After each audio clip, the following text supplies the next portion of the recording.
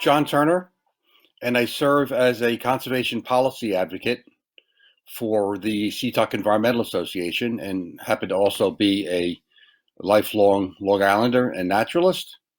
And what I wanted to focus on today is twofold. One, to talk with you about birds and how one goes about identifying birds, because for many people who have a beginning or modest interest in birds, sometimes can find it overwhelming. How do I begin to identify birds? And I think some people don't take the next step because they find it just too perhaps confusing and don't know how to begin, where to start.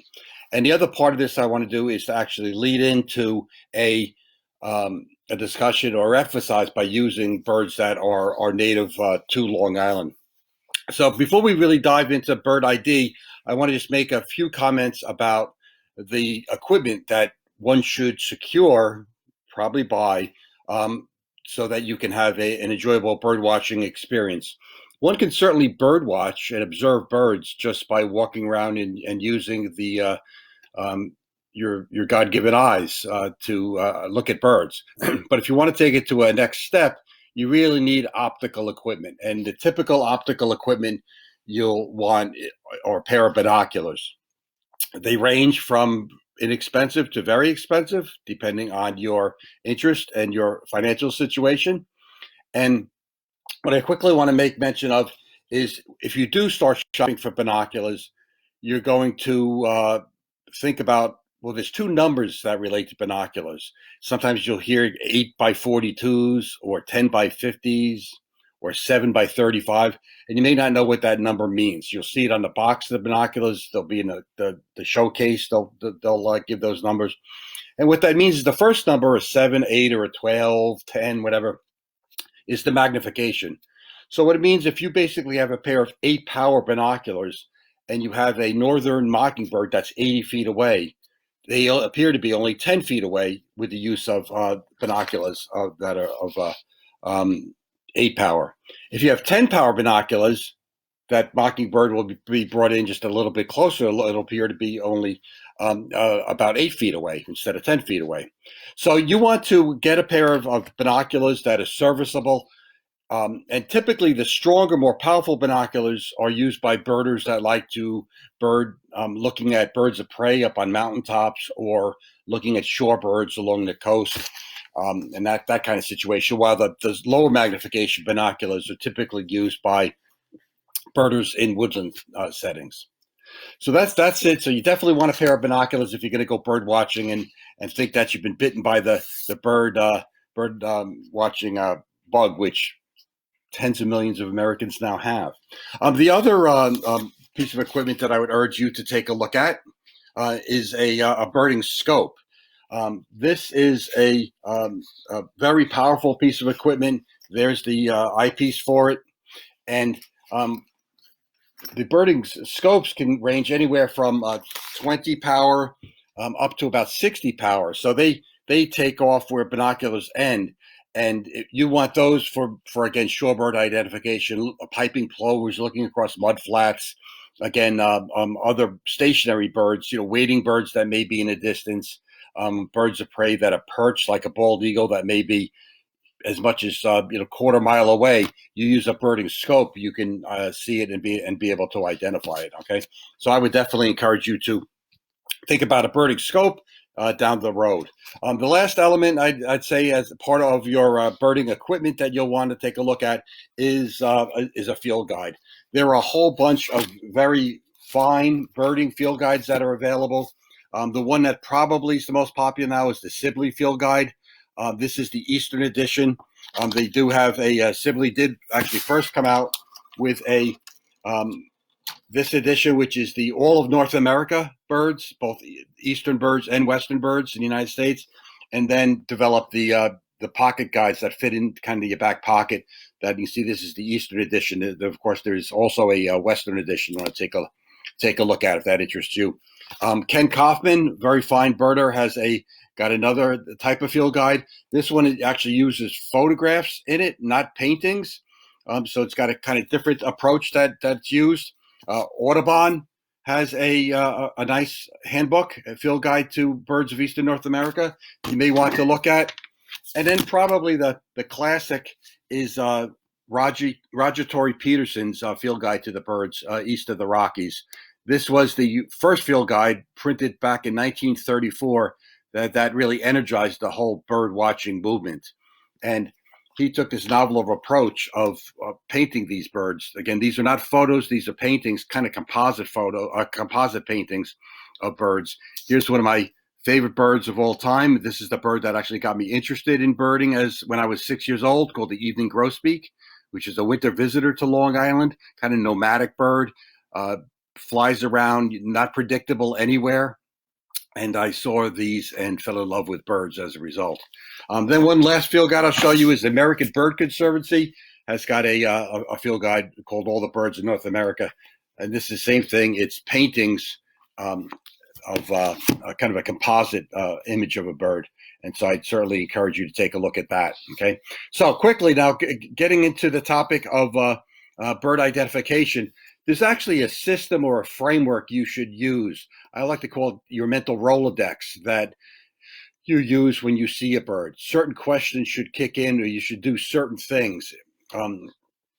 And through practice, you'll get much better at it, right? The old expression, how do you want to get to Carnegie Hall? Well, you practice, practice, practice. Well, same thing with birding. The more you go out and bird watch, the better you're going to get.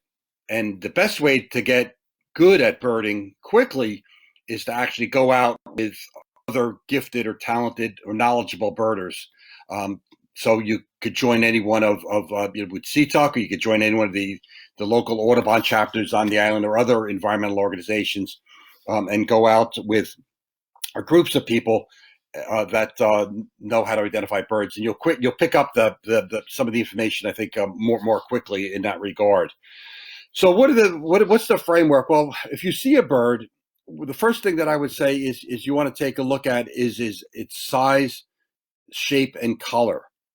And I always use the American robin, kind of the quintessential bird, with regard to both shape and size.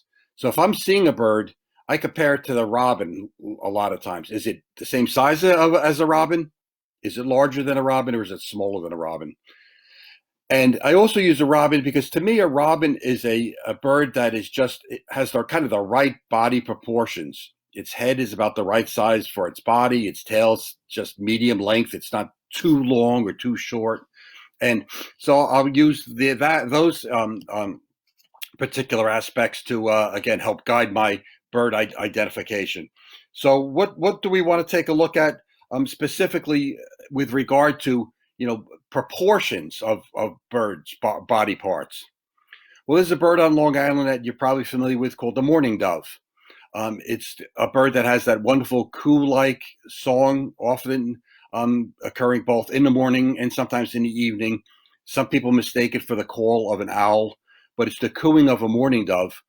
And they are the only representations in eastern North America of the pigeon and dove family. We also do have pigeons and rock doves that you see around.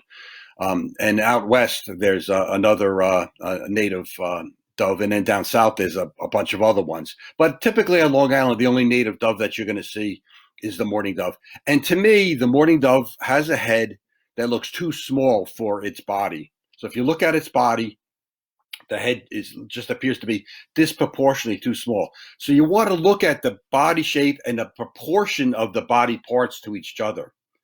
Another example I can give you is a starling. Now we're flipping to the tail. You look at the tail.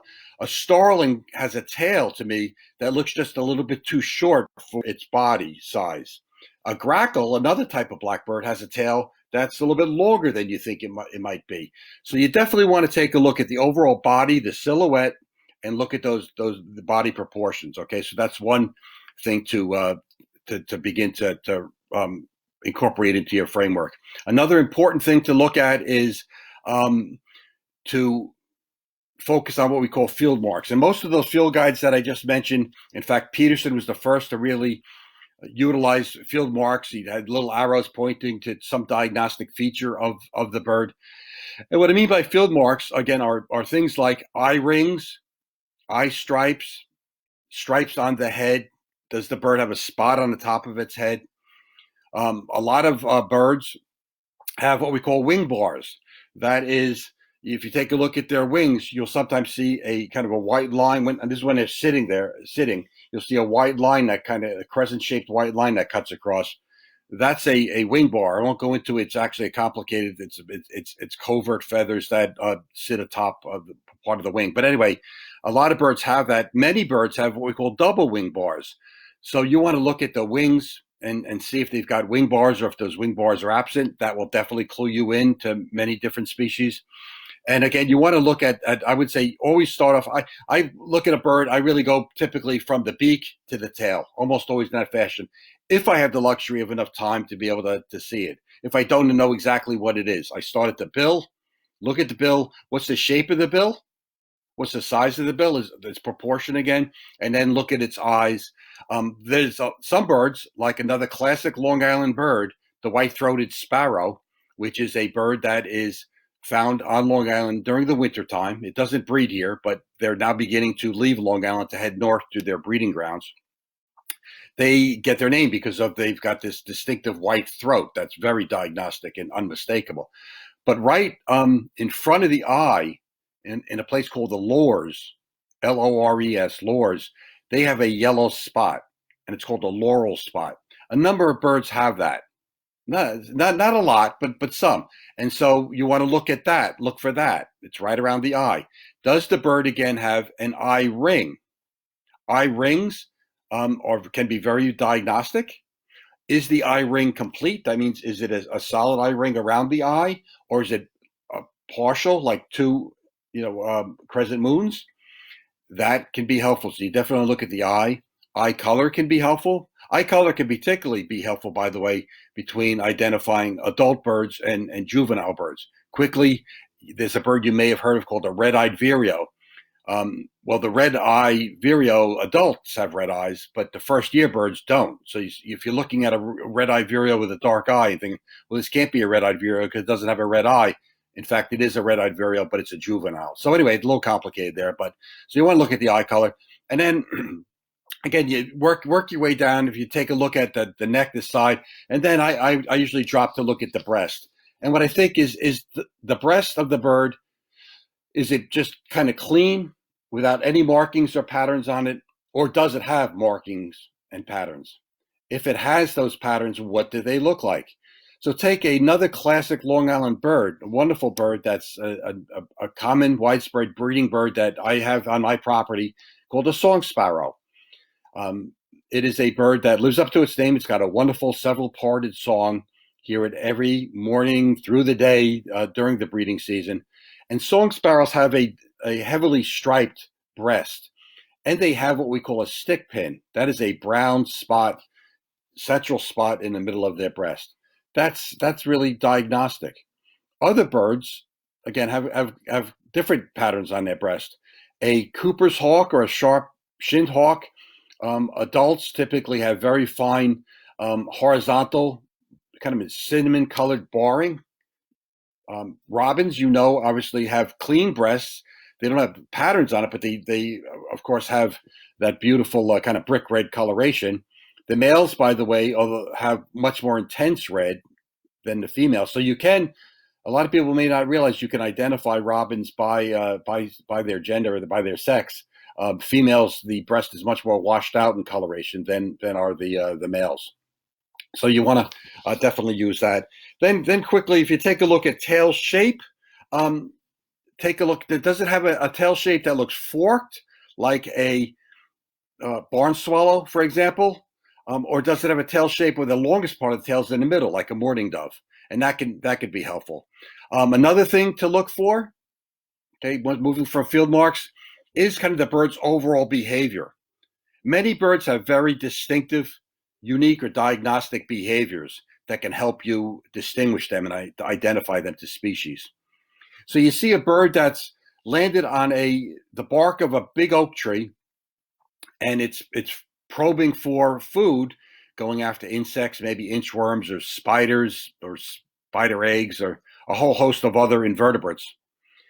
And depending on the direction that that bird's going can help identify it. So what I mean by that is a bird called a brown creeper, another bird that both migrates through Long Island a little bit, but breeds here, will land at the base of a oak tree and work its way up.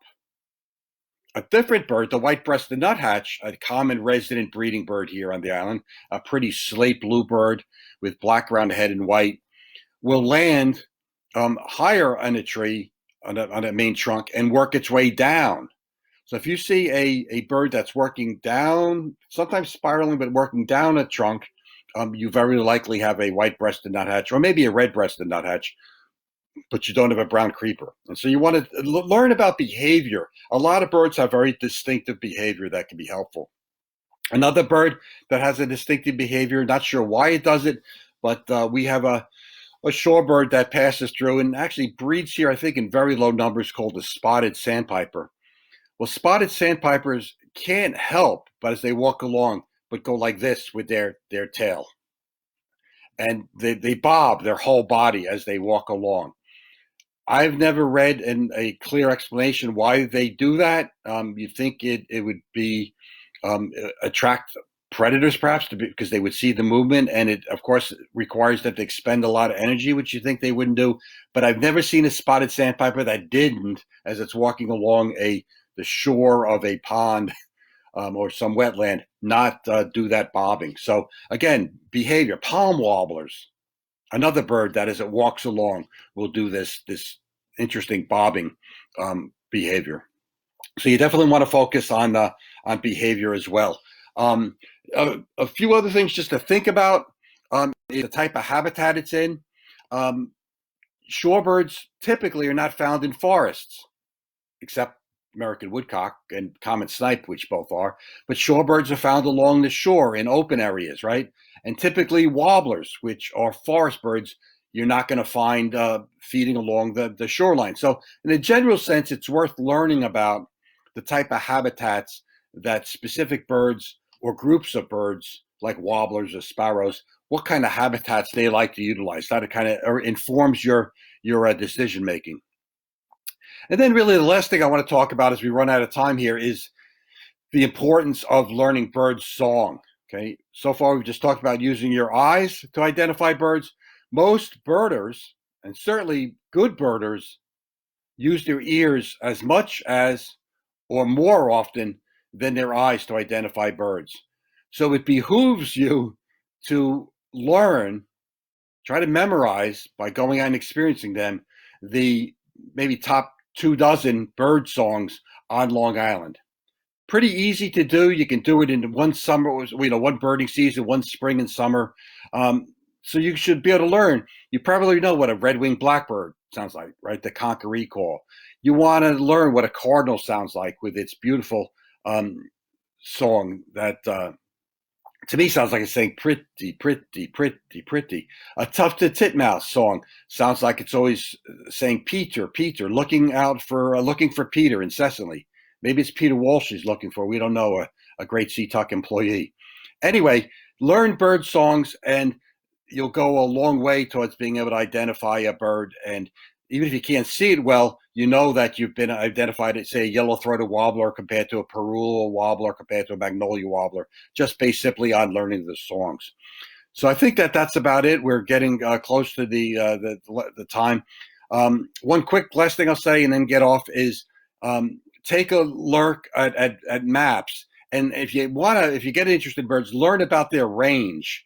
So you can learn what birds would be expected on Long Island and what birds wouldn't be. So again, going back to a nuthatch, you see a red-breasted nuthatch, that's a bird that you could expect on Long Island, but you're not going to likely see a brown-headed nuthatch, and you're certainly not going to see a pygmy nuthatch. Those are both southeastern and western birds, respectively. So you want to learn about the ranges of birds. So what you could likely expect on Long Island. So, okay. So that's it. I hope you found it helpful to give you some overall overarching framework for how do you begin to bird and to identify birds. Get good binoculars that you're happy with. Get a good guide, maybe a backpack, some water, a sandwich. And I'll tell you, there's nothing else to me as much fun just playing a bird detective and trying to learn and observe and watch birds, which is so fascinating, amazing animals, and they're so beautiful. So that's it. I hope you found it instructive and useful, and I hope that later today or tomorrow you go out into the field and begin to birdwatch. Thank you.